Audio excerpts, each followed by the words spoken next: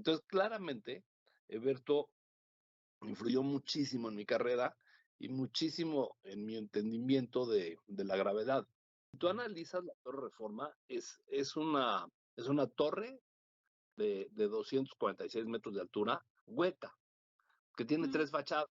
Tiene dos fachadas de concreto y tiene una fachada de acero, con una retícula diagonal que le permite la estabilidad.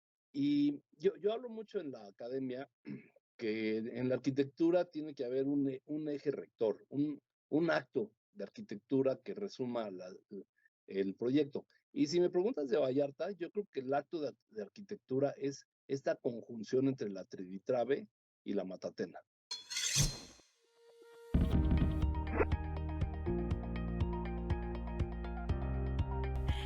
Bienvenidos podescuchas y bienvenido Oscar a un nuevo año del podcast Hablando en Acero. Nos da mucho gusto darles la bienvenida y pues de dar inicio a nuevos programas, nuevos episodios, nuevos invitados, una nueva reconfiguración como podrán ver. Y bueno, ahora sí Oscar, te saludo, ¿cómo estás? Muy feliz, nuevo año, ya dijiste, Sí. ¿no? Entonces más feliz no se puede. Y bueno, tenemos unas nuevas dinámicas que ya van a estar viendo por acá en el programa, una nueva sección de ¿Sabías qué? Una nueva parte, ¿no? De esta parte de las cápsulas. Y bueno, también con nuestros invitados, unas nuevas dinámicas interesantes que vamos a poner por acá. Bien. Y bueno, no queremos dejar de recordarles que nos visiten en nuestro canal de YouTube, que nos sigan, que le den clic a la campanita para que les avise cuándo vamos a estar subiendo nuevos episodios. Y bueno, también en Spotify que nos estén siguiendo como Hablando en Acero.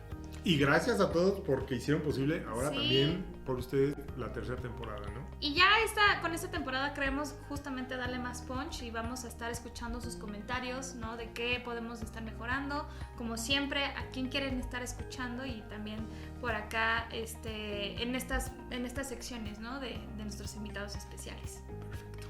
Pues bueno, vamos ahora sí a tu sección, Oscar, para escuchar cómo se movió pues el mercado en estos últimos meses, ¿no? Con todo el cierre del año, acontecimiento muy fuerte, ¿no? Que pasó en Turquía. Bueno, si nos puedes decir un poquito, ¿no? Cómo se movió el Sí, mercado. Alexis. Pues la verdad empezamos el año con buenas noticias, ¿no? Y ahí recapitulando un poco lo que en muchos de estos podcasts hablamos, temas de inflación, haciendo un poquito la remembranza. Era un discurso para arriba, para arriba, para arriba, tipo de cambio, igual, para arriba, para arriba, para arriba. Y empezamos el año con buenas posiciones. E incluso hoy se escuchaba que el tipo de cambio ya estaba por abajo de los 18.41 por peso, ¿no? Por dólar, peso por dólar. Esto es algo magnífico, ¿no? Seguimos teniendo estas cotizaciones. Desde el 12 de enero hemos estado viendo estas cotizaciones. La inflación igualmente ha tenido un desempeño que, si recordamos, desde septiembre que se vio el punto máximo de 8.7 de inflación, ahorita ya estamos en 7.9. Entonces fue un año muy dinámico el año pasado, pero empezamos un año firme en términos de estos macroeconómicos y también en el indicador que aquí hablamos normalmente, que es el indicador mensual de la actividad industrial. También terminó el año con una postura positiva. Ahí el año terminó con un 0.7%. Es ligero, sin embargo, es positivo, ¿no? Este indicador nos gusta que sea positivo y esto nos dice que pues, prácticamente todas las industrias que integran el indicador tuvieron un buen desempeño versus el periodo pasado. Lo que es la minería, generación, transmisión y distribución de energía eléctrica, la construcción, las industrias manufactureras, todas sin excepción tuvieron un desempeño positivo. Entonces, habrá que ver todavía los resultados anualizados ya del indicador. Sin embargo, pues haciendo un poquito la remembranza, tuvimos en gran parte del año desempeños positivos o desempeños neutrales. Bueno, si pasamos ahora a los datos de la World Steel, ¿cómo fue diciembre para empezar? ¿No? Diciembre se produjeron 140.7 miles de millones de toneladas, ¿no? Perdón, 140.7 millones de toneladas, ¿no? Es la cifra. A diciembre, en nuestra región específicamente, hubo 8.8 millones de toneladas. Esto es un 9.9 menos que el año pasado. Y si vemos ya la cifra anualizada, según datos de la World Steel, se produjeron más de 1.831.5 millones de toneladas. Esto es una ligera desviación respecto al forecast que anteriormente la World Steel había compartido, en donde se estimaba que eran más de 1.881.4 millones de toneladas. Entonces fue algo positivo. También la World Steel compartió que para el 2023 se espera un pequeño ajuste de 2.2%. Habrá que seguir viendo cómo se van ajustando estos forecasts de la World Steel, en donde estiman una producción anualizada de más de 1.840 millones de toneladas para este 2023. Uh-huh. Y bueno, aprovechando que estamos hablando del sector, quiero ahí compartir también unos datos de Turquía y su representación en la industria a nivel mundial. Y para que tengamos Turquía es el séptimo país que lidera la producción de acero crudo en el mundo, ¿no? Estamos hablando que tiene una capacidad de más de 40.4 millones de toneladas. Es una industria muy bien establecida con más de 39 molinos en esa región. Y recordar que Turquía, una de las principales ventajas que tiene es la ubicación geográfica donde se encuentra. Sí, por supuesto, y porque también es un proveedor grande, ¿no?, de chatarra. Es correcto, tanto de proveedor como de consumo, ¿no? O sea, realmente es uno de los principales players en esa región de consumo de chatarra. Y cuando hablamos de la ubicación, también recordemos que conecta la parte asiática y la parte europea, ¿no? Entonces, haciendo un poco más de detalle en cuestión de la industria, tiene una capacidad de más de 40.4 millones de toneladas de producción, tiene un CNA de un consumo aparente de más de 33 millones de toneladas, pero lo que es representativo acá de Turquía es que es un país que podríamos considerar como un exportador neto. Sí, ¿no? Es un jugador muy importante. Es un jugador muy importante de la región. Y para que tengamos una idea, más o menos el 59% de su producción se va a la exportación mundial, ¿no? Y un 44% es de importación. Entonces, si vemos ahí lo que ya corresponde a su consumo nacional, está en esta balanza.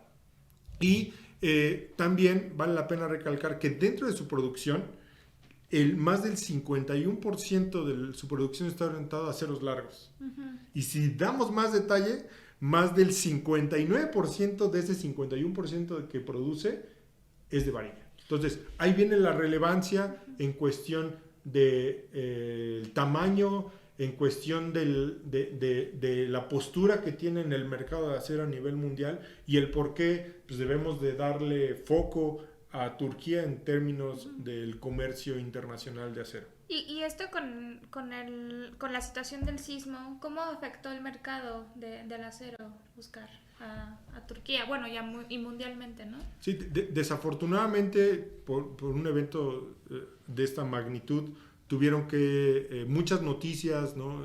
Lo que se visualizaba es que la industria tuvo un impacto. Uh-huh. Sin embargo, un impacto más por la situación social y natural que aconteció, sí, ¿no? Realmente muchas de las industrias se vieron impactadas, pero por un cese de actividad y no por una amenaza en cuestión de la infraestructura o cualquier otro sentido de las plantas. Okay. Exactamente. Entonces, más el cese fue operativo, uh-huh, fue comercial, uh-huh, fue enfocar la cabeza justo a poder salir adelante como nación, ¿no? Y hacer un lado el tema del negocio, por así decirlo, en este momento, ¿no? Okay. Entonces, pero afortunadamente, bueno, pues se ve que va a tener ahí un desenlace pues en los próximos meses de reactivación, ¿no? Uh-huh. Paulatina, ya se está viendo, ¿no? Entonces, pues la postura va a seguir siendo ahí relativamente discreta, obviamente también viendo ahora para la actividad y demanda interna, ¿no? Ok, pues es bueno, ¿no? Saber que todo va caminando bien y que solamente fue como una pequeña pausa para reestructurar, pero que todo sigue como en camino, ¿no? Para que pues, el mercado se pueda levantar como antes. Pues Oscar, muchas gracias por tus datos del sector. Ahora con esto vamos a pasar a nuestra siguiente sección con nuestra entrevista especial. Bueno, ahora damos la bienvenida a nuestro invitado del día de hoy, al arquitecto Benjamín Romano. Benjamín, ¿cómo estás? Bienvenido. Muy bien, muchas gracias por invitarme. Pues es un gusto tenerte por acá y la verdad es que estamos muy emocionados de comenzar en esta entrevista. Yo voy a empezar a leer un poco tu semblanza para quienes no te conocen o quieren conocer un poquito más de tu trayectoria. Así que, bueno, voy a leerla. Bueno, Benjamín Romano es arquitecto mexicano, egresado de la Universidad Iberoamericana, con trabajos en posgrado en prefabricación en el Estado de Israel. A la par que concluía sus estudios universitarios, el arquitecto romano construyó su primera obra, un complejo industrial de 19.000 metros cuadrados en el estado de Hidalgo, bajo la dirección del reconocido ingeniero Eberto Castillo. Es fundador del despacho LBRIA Arquitectos, cuyos proyectos incluyen desarrollos de oficinas, industrial, residencial, comercial, salud, educación y obra pública. Entre su destacado portafolio de trabajo, sus obras más reconocidas y emblemáticas son las Torre Reforma, Torre Bosques, Torre Chapultepec, Torre Tres Picos, Torre Branda, el Centro de IT de Tizayuca Hidalgo y el Kinder Monte Sinaí, entre otros. Ha sido acreedor a distintos premios y reconocimientos, destacando la Medalla del Mérito de las Bellas Artes 2023, el International High Rise Award, premio a Torre Reforma como el mejor rascacielos del mundo en 2018, la Medalla de Oro en la 14ª Bienal Nacional de Arquitectura Mexicana en 2016 y el Premio Augusto H. Álvarez, otorgado por excelencia en su trayectoria arquitectónica, otorgado por la FECAM, la Federación de Colegios de Arquitectos de la República Mexicana, en 2014. Y bueno, Benjamín, nuevamente, pues bienvenido, muchas gracias por estar por acá. Nos encantaría pues empezar esta entrevista conociéndote un poco mejor. Queremos hacerte esta pregunta, ¿no? De cómo marca tu carrera profesional, cómo empiezas y cómo despierta tu interés por la ingeniería, cómo fueron estos primeros años profesionales en el proceso constructivo, que ya leímos como este primer paso, ¿no? Que estuviste ahí con un mentor, el ingeniero Eberto Castillo. Mira, la verdad que la historia hasta pudiera oírse cursi, pero, pero bueno, a mí me parece interesante. Cuando yo hablé con mi papá para decirle que quería estudiar arquitectura, mi papá no estaba muy de acuerdo, porque él pensaba que yo debía entrar a trabajar a la fábrica que él y mi mamá habían hecho. Y bueno, cuando él entendió mi necesidad de meterme a la arquitectura, me dijo, bueno, yo estoy de acuerdo, pero entonces tienes que entrar a trabajar con Eberto Castillo. Le dije, ay, papá, no entiendes. Eberto es ingeniero y yo soy arquitecto. Mi papá me dijo, el que no entiende eres tú. O entras con Eberto o a ver quién te mantiene la carrera. Mi papá es un hombre muy duro. Y cosa que le agradezco mucho, no por haber conocido a Eberto Castillo, sino por la educación que me dio. Y, y entonces yo acepté entrar 6 meses con Eberto Castillo al principio de mi carrera. Y entré y Eberto me puso a hacer, a calcular nodos, momentos de distintos nodos en una estructura. Y por supuesto que no me quedé 6 meses, me quedé 24 años cerca de Eberto. Yo terminé mi compromiso con mi papá, pero me seguí con él. Pues, ¿por qué les puedo decir? Yo a Alberto lo quise muchísimo, lo admiré muchísimo como persona y pues no me quise salir de ahí, ¿no? Y bueno, luego terminé y luego estuve trabajando siempre con él, siempre de la mano con él y pues así fue. Entonces, claramente, Alberto influyó muchísimo en mi carrera y muchísimo en mi entendimiento de la gravedad. Yo hablo mucho de la gravedad en las estructuras porque es algo que luego en las escuelas de arquitectura no se enseña. Se enseña mucho la espacialidad, se enseña mucho el contexto y demás, pero no siempre se habla de la gravedad. Me parece muy importante hacerlo, cosa que yo he hecho en toda mi docencia, en toda la época que me he dedicado a la docencia. Y bueno, así fue. Bien, Como, a pues ver, sí, y dime. sí, no, ahí rescatando, ¿no? Creo que pues la sabiduría de tu papá, ¿no? 6 meses terminan siendo 24 años, ¿no? Entonces, pero bien, Benjamín. Es increíble. Sí, y mira, ahí reconocemos tu gran trayectoria. Ahorita Alexis nos compartía un poco de tu semblanza. Y acá mi pregunta es, pues hay uno de los edificios modernos más icónicos de la Ciudad de México que ahorita nos mencionaba. Ujú. Eh, Me gustaría que nos contaras un poco más sobre él. O sea, ¿cuál fue el mayor desafío en el que te enfrentaste en esta gran obra arquitectónica, describiendo el proceso creativo? Mira, desde hace muchísimos años, por supuesto con Alberto, empezamos a encontrar que el espacio dentro de las estructuras era un espacio estéril.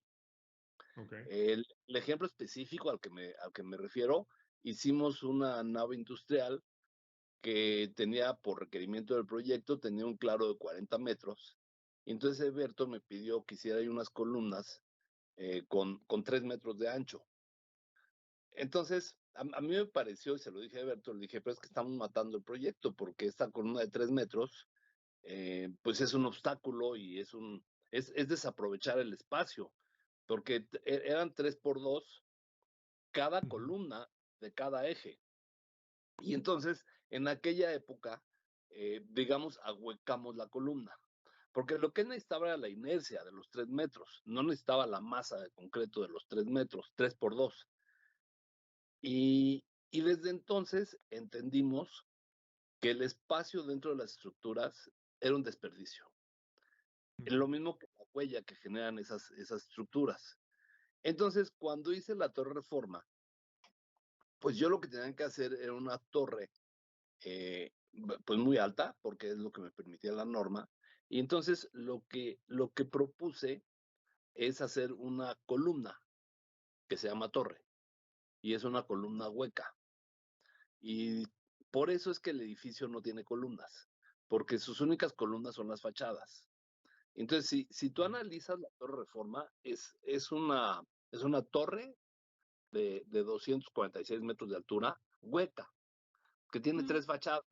Tiene 2 fachadas de concreto y tiene una fachada de acero, con una retícula diagonal que le permite la estabilidad. Entonces, para mí el reto más grande, pues, fue crear esa espacialidad en la cual le damos chance a los usuarios y a los propietarios de hacer modificaciones dentro de este tubo o dentro de esta columna hueca que hicimos. Y me parece que ese fue el reto más importante. Eh, y por cumplir con la normatividad, fue que le dimos esta figura de inclinación hacia adentro, porque hay una normatividad de 2 veces el ancho de la calle, y por eso a cierta altura del Paseo de la Reforma ya me tenía que empezar a remeter, cosa que me remetí, y eso le generó esa figura como trapezoidal, que me parece que es muy interesante. Y luego resolver el diagrid o la retícula diagonal, como se dice en español, que tomara esas deformaciones con una superficie alaviada, por supuesto, me parece que ese es el reto más importante que tuvimos. Benjamín, igual estás platicando un poco justo, ¿no? De estos retros y que queremos saber más a detalle, ¿no? De este balance entre que ya hablaste, ¿no? De la funcionalidad estructural y la estética arquitectónica. ¿Cómo fue también que encontraste ese balance? ¿Fue justamente con estas geometrías que encontraste que necesitaban implementar o cómo fue este balance, ¿no? Que encontraron. Mira, si quisiéramos hablar de geometrías, creo que es un tema súper extenso. Yo soy un fanático de la geometría y un fanático de los números.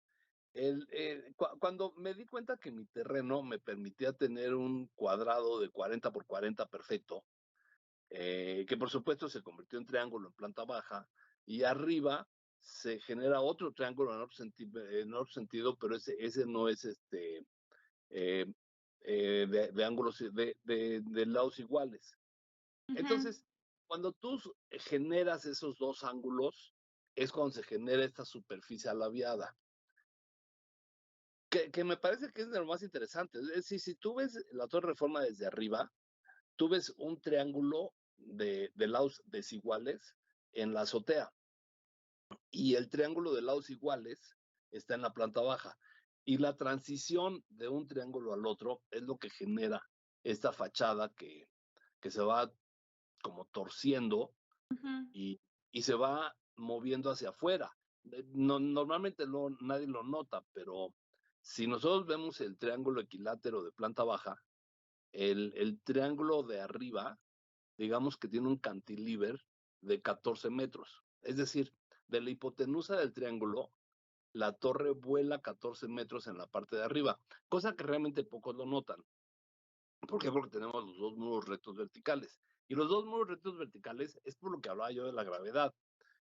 A mí Alberto me enseñó a entender la gravedad, y la gravedad es astuta y se va, pero echa la raya para abajo, ¿no? Porque tiene Sí. abajo. Entonces, me parece muy importante que hacer notar que estos nuevos edificios que generan figuras que están haciendo gimnasia olímpica, me parece que tienen problemas muy serios estructurales, que claro que se resuelven, pero se resuelven a billetazos. Y de ahí que siempre me ha gustado mandar las toneladas, pues, lo más verticales posibles y lo más rápido posible al centro de la Tierra. Es un poco la idea. Perfecto, Benjamín. Y ahí me gustaría seguir en esa línea.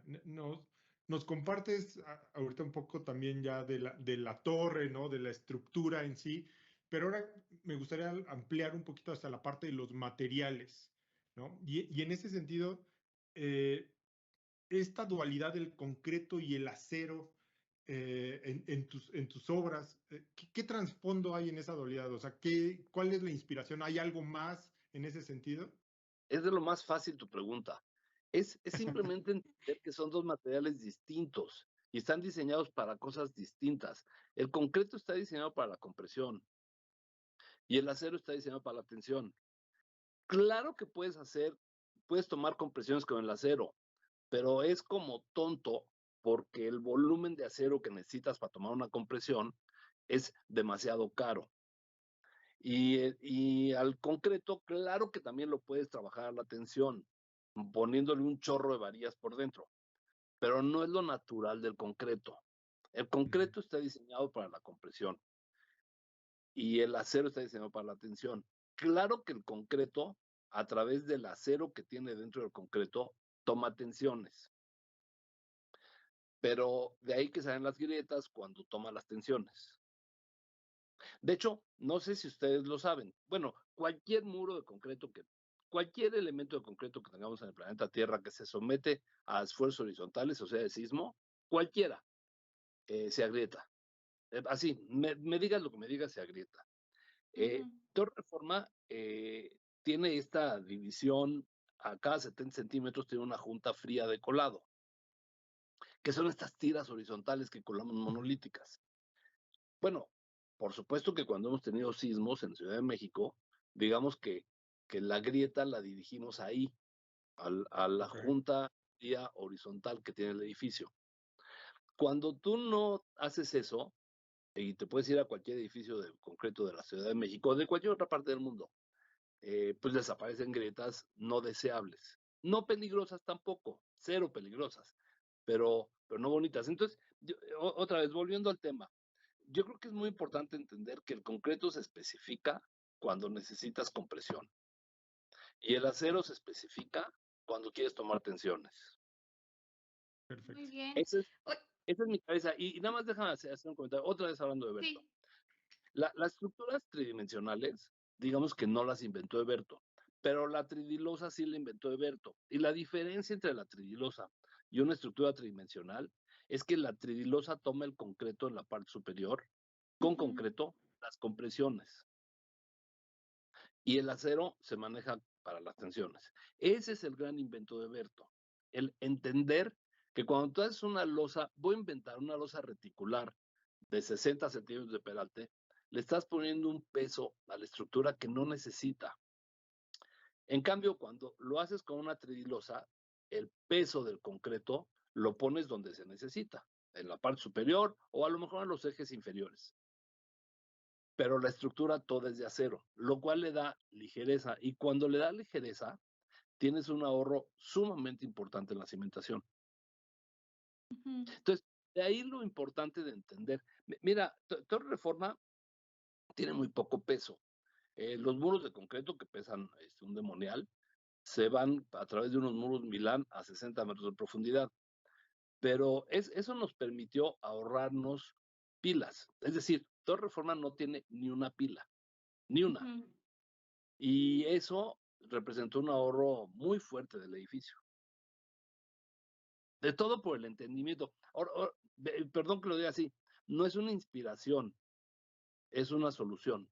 Y bueno, justamente con lo que comentas, Benjamín, va mi siguiente pregunta, que creo que ya la respondiste un poco, ¿no? Que bueno, sabiendo que en la Ciudad de México es una ciudad con alta actividad sísmica, bueno, y que cómo se puede aprovechar justamente, ¿no? El uso del acero a la hora de diseñar y construir edificios en estas zonas de alta sismicidad, ¿no? Que ya mencionaste un poquito, ¿no?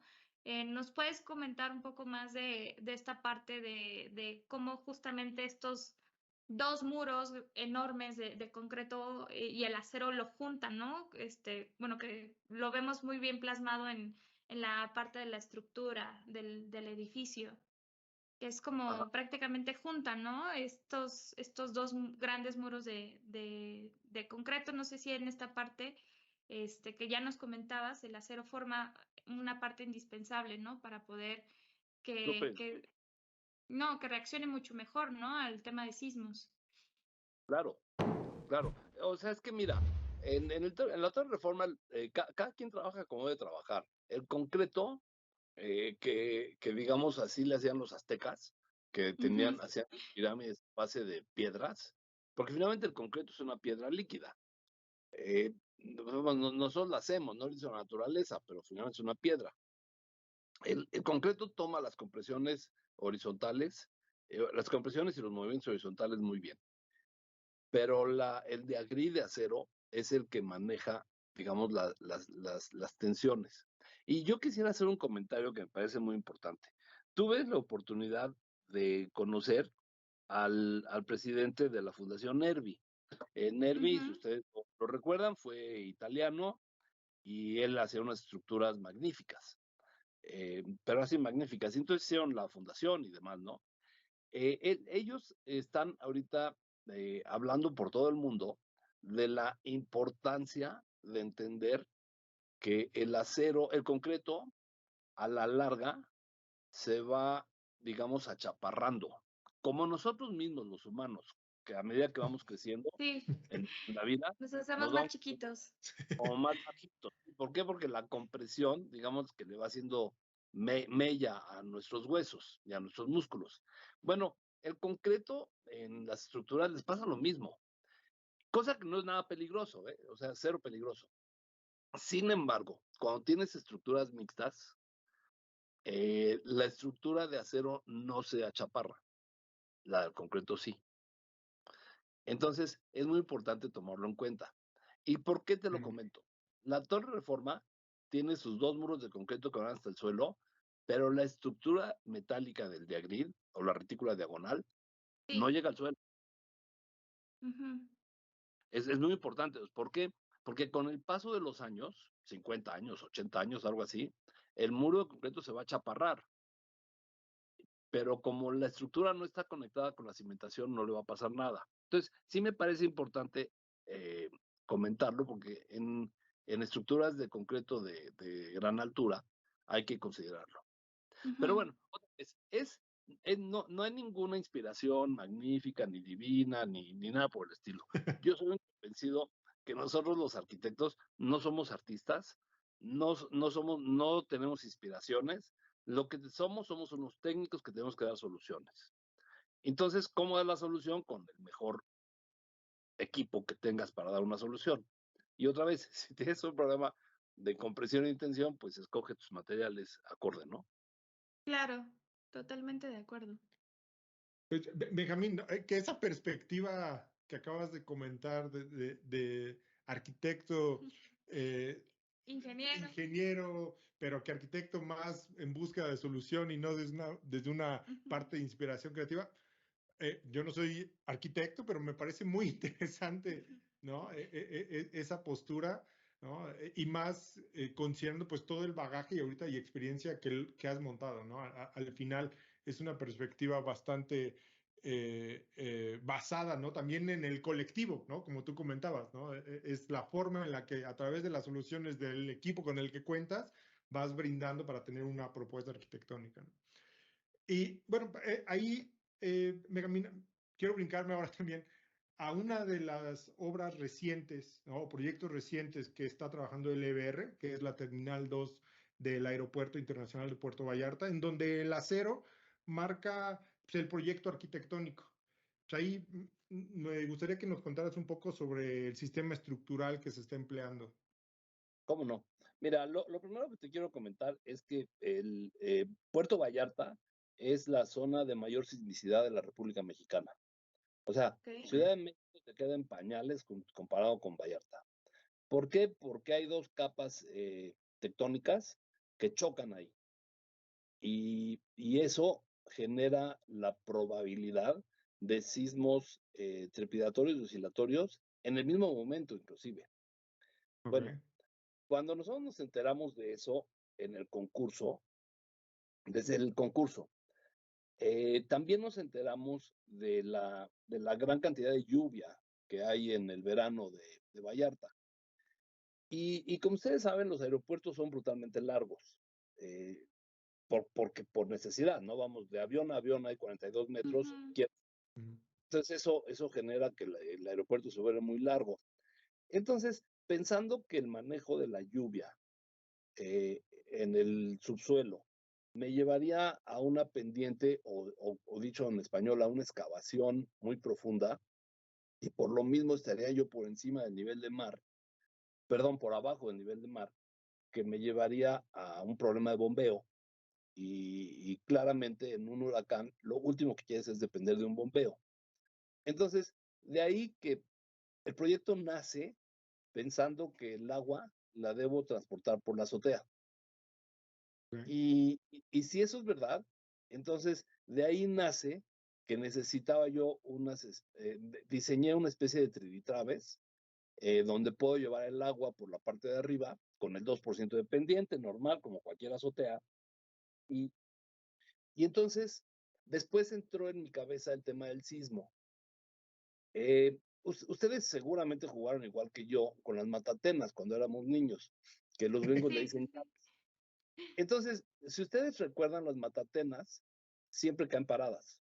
Ujú. Ujú, No hay manera que se caigan, pues, ¿por qué? Porque tienen cuatro patas. ujú, Entonces, de ahí que propuse esta mezcla entre las grandes triditraves que me llevarían el agua y estos grandes apoyos que son unas matatenas. Tenemos una matatena cada 52 por 42 metros de claro. Eso nos da una área tributaria enorme, 2,000 y pico de metros por cada apoyo.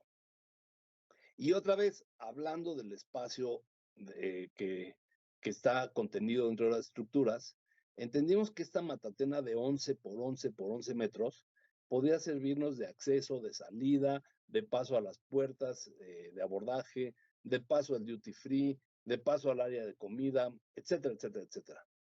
Entonces, digamos que el espacio contenido bajo la matatena, que es un triangulote de 11 por 5,50 de peralte, porque es la mitad de la matatena, esa estructura nos pareció que iba a ser muy, muy buena para tomar los sismos de Vallarta.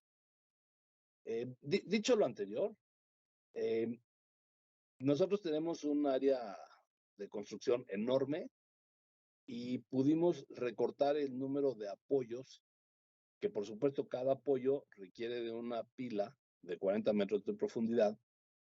Y, o sea, mientras menos apoyos tengas o columnas, menos pilas tienes. ujú. Entonces, eso genera un ahorro en la cimentación profunda muy importante. En resumidas cuentas, llegamos a una estructura resuelta en el peor sismo de la República Mexicana, con 112 kilos por metro cuadrado de acero, Okay. Ujú. que, que me parece que es magnífico. O sea, yo sé que ustedes venden acero y quisieran que yo compre más, pero estamos comprando 112 kilos de acero por metro cuadrado, lo cual me parece que es un ahorro muy importante para el aeropuerto. La solución la dio tanto la lluvia como el sismo. Y por eso es lo que yo digo que no son inspiraciones divinas. O sea, la Matatena a mí no se me ocurrió como una inspiración ni como una obra de arte. Ciertamente, Gap dice que son esculturas. Y la verdad, tienen razón. Yo creo que es un elemento escultórico sumamente interesante. Pero es interesante porque resuelve un problema. Y además ocupas el espacio que contiene. O sea, en el triángulo inferior de la Matatena cruzas. Y en el triángulo superior de la Matatena soportas las triditraves. Que entre paréntesis, las triditraves, como tienen 5,50 de peralte, cuando no tenemos canalones de agua, tenemos cuartos técnicos. Es decir, la manejadora de aire de cada espacio la tenemos en ese triángulo de la triditrave, en donde en el triángulo inferior de la triditrave está el ducto del aire acondicionado. En términos ecológicos, tú no quieres acondicionar el techo del aeropuerto. Ahí nada más hay moscas. Tú le quieres acondicionar nada más a los humanos, que son 2 metros, 3 metros de altura. Entonces nosotros tenemos el ducto del aire acondicionado en la parte inferior de la Matatena, o sea, a 5,50 de altura. Y aventamos con presión el aire hacia abajo. Entonces vamos a estar acondicionando 3 metros de altura. Nada más. Lo demás, pobres moscas van a tener calor, cosa que no me importa. Pero lo interesante es que esta triditrave de 5,5 metros de peralte es un cuarto técnico por donde pasan tubos, por donde pasan voz y datos, por donde pasan manejadoras de aire, etcétera. Y yo hablo mucho en la academia que en la arquitectura tiene que haber un eje rector, un acto de arquitectura que resuma el proyecto. Y si me preguntas de Vallarta, yo creo que el acto de arquitectura es esta conjunción entre la triditrave y la Matatena. Y no sé si ustedes tienen imágenes de cómo están quedando las Matatenas o cómo va a ser el proyecto, y si no, con todo gusto se las comparto. Me parece que es pues sí, creo que es una especie de escultura, pero, pero no creo que sea una escultura, creo que es una solución, una problemática.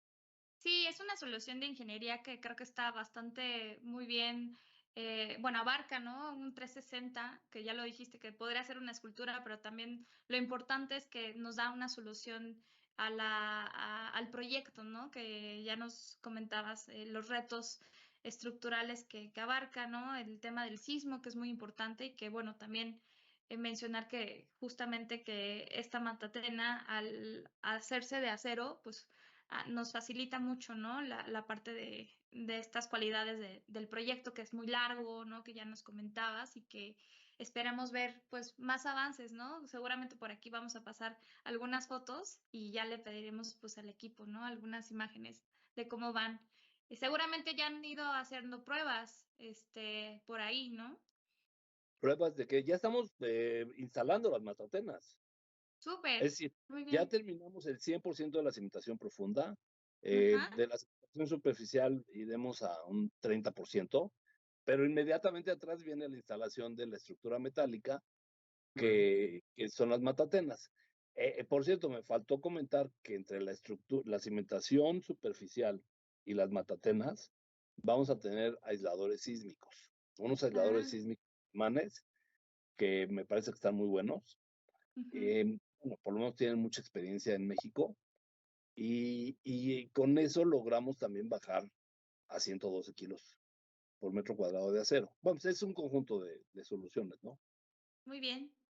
Pues es muy interesante, Benjamín. Ya pues queremos ver terminada la Terminal 2 para ir a verlo y bueno, obviamente que a lo mejor podamos organizar por ahí una visita, ¿no? Más adelante con todo el proyecto. Ya tenemos un pretexto más para ir a Sí, Vallarta, así ¿no? es.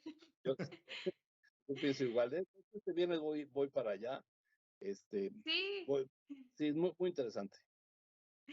Bueno, Benjamín, pues ya queremos terminar esta entrevista cerrando con la última pregunta, un poco más a tema personal. Y es que, bueno, lo hacemos con todos nuestros invitados, ¿no? Queremos conocerlos más allá de lo profesional. Y bueno, quisiéramos conocer, pues, qué haces fuera de la rutina laboral, qué haces fuera del trabajo, del despacho, de estar ahí, a lo mejor en la academia, en las clases. ¿Qué haces más allá de eso con tu Mira, tiempo? yo dediqué 29 años de mi vida a la academia. Eh, Ujú.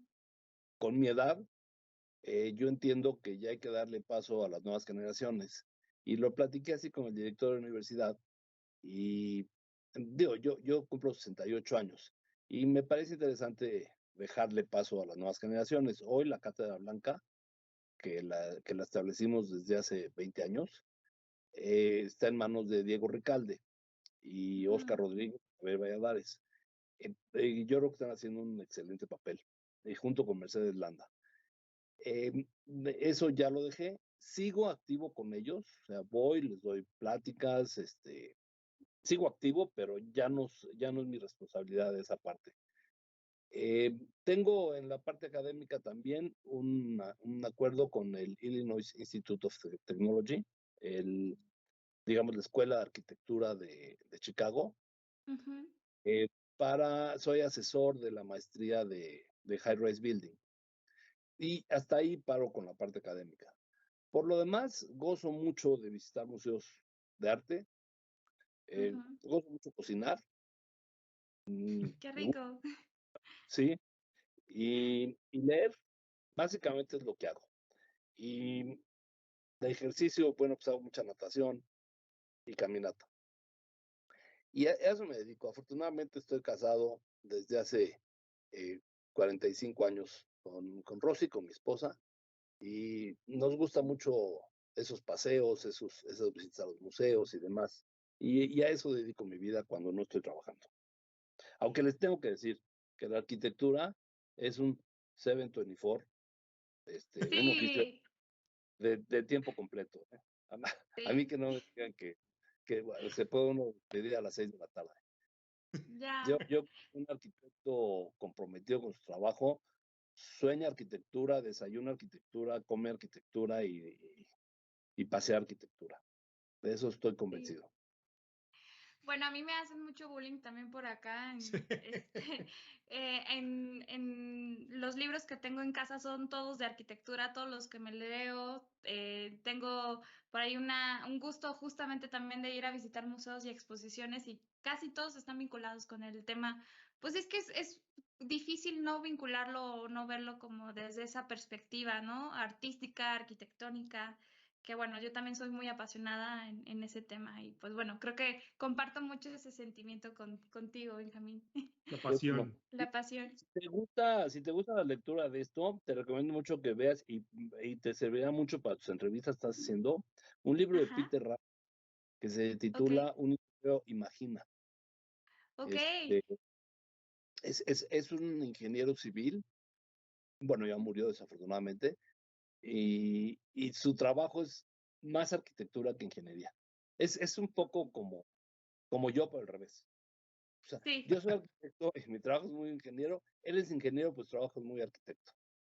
sí. Pues ya me lo voy a leer, voy a buscarlo para tenerlo por ahí cerca y luego ya te compartiré mis comentarios si coincidimos nuevamente en un Muy bien. futuro. Pues les Pues agradezco bueno, mucho por este espacio y pues estamos sí. ahí a tiro. Claro que sí, muchas gracias por tu tiempo. Ahí estamos en contacto y pues nuevamente pues esta es tu casa y esperamos verte por ahí nuevamente en nuevos proyectos. Muchas Muchas gracias. gracias a ustedes. Hasta luego. Cuídate, bye. Bye. Y bueno, después de esta entrevista con el arquitecto Benjamín Romano, vamos a pasar a nuestra cápsula de ¿Sabías qué? Para hablar de los edificios más icónicos de la Ciudad de México.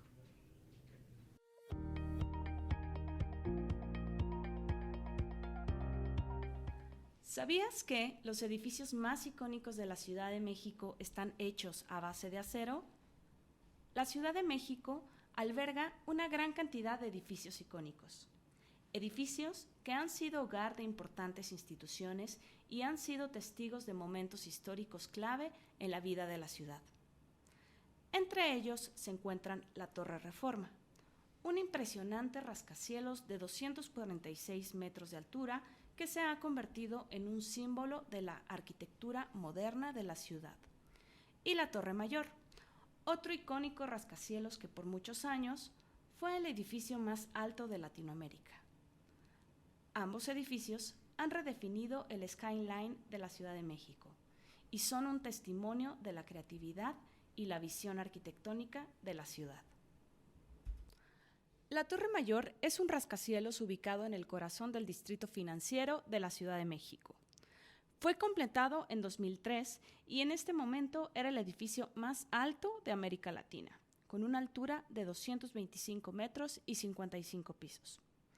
El edificio fue diseñado por la firma de arquitectura Seider Partnership Architects y ha ganado numerosos premios por su diseño innovador y características sostenibles. Fue construido para resistir terremotos y otros desastres naturales y ha sido aclamado como un modelo de diseño resistente a los sismos.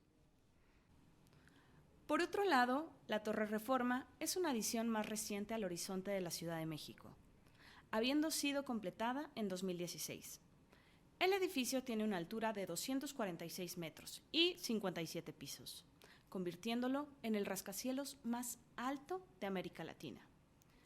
Fue diseñado por Benjamín Romano, un arquitecto mexicano, y su forma única está inspirada en el estilo arquitectónico prehispánico de la región.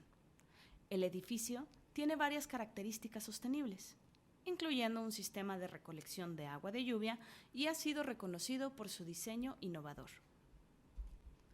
Otros edificios notables en la Ciudad de México incluyen el complejo Arcos Bosques, que incluye 2 rascacielos que se encuentran entre los más altos de la ciudad, y la Torre Chapultepec 1, que se encuentra cerca del bosque de Chapultepec, y tiene una forma triangular distintiva.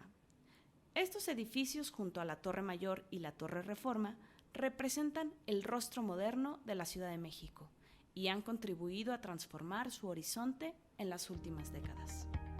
Y bueno, muy interesantes estos datos sobre los edificios más icónicos de la Ciudad de México. Oscar, ¿tú qué opinas? ¿Qué hace a un edificio icónico? Pues, Alex, yo creo que un edificio icónico lo hace desde una óptica, desde alguien, un ingeniero, que sea memorable, ¿no? Que sea agradable a la vista, que haya una combinación entre el urbanismo, paisajismo y lo que esa sociedad representa. Para mí es algo icónico, ¿no? Que al final me genera un reflejo de lo que se quiere imprimir con esa postura creativa, ¿no? Claro, justamente es eso. Creo que lo que hace un edificio es que te puedas identificar y que te identifiques con el lugar, ¿no? Tanto sus habitantes como externos que puedan visitar y digas, estoy en esta ciudad por este elemento, ¿no? Obra arquitectónica o edificio.